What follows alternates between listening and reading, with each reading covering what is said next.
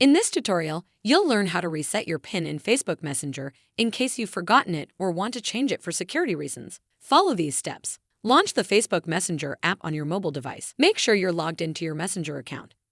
Tap on your profile picture or icon, typically located in the top left or top right corner of the screen, to access your profile settings. Scroll down the menu and look for the Privacy and Safety option. Within the Privacy and Safety menu, locate and tap on the end-to-end encrypted chat. Then click Message Storage. Look for the Reset PIN option within the settings.